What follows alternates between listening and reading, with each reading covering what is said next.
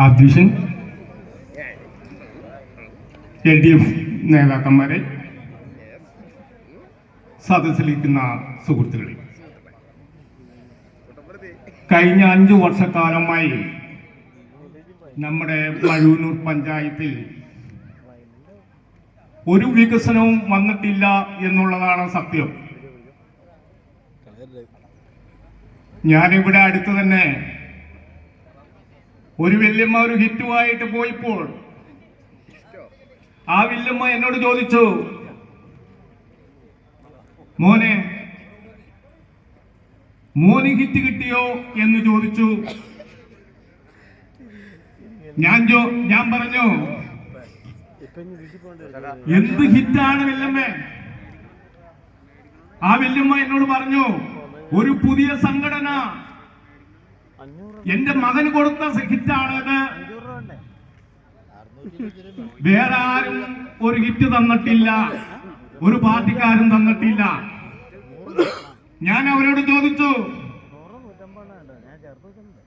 കഴിഞ്ഞ 1600 രൂപ പെൻഷൻ, ഇപ്പൊ 2000 രൂപ പെൻഷൻ. വെല്ലിമ്മയുടെ മകൾക്ക് 32,000 രൂപ ശമ്പളമായിട്ട് തന്നു. അത് ആര് ശുപാർശ ചെയ്താണ്?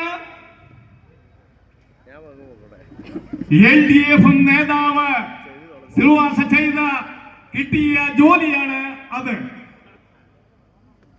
ആ വല്യമ്മ എന്നോട് പറഞ്ഞത്,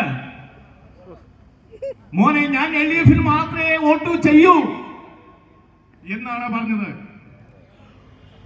9 വർഷക്കാലമായി നമ്മുടെ സംസ്ഥാനത്ത്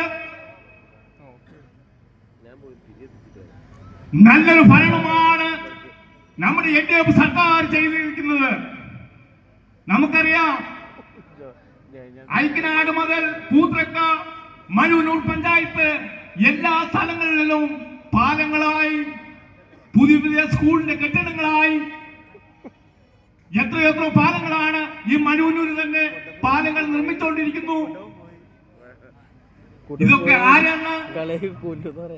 നമ്മുടെ LDF സർക്കാർ ആണ് ഇതൊക്കെ ചെയ്തിരിക്കുന്നത്. എനിക്ക് പറയാനുള്ളത്, നമ്മുടെ 21 വാർഡിലും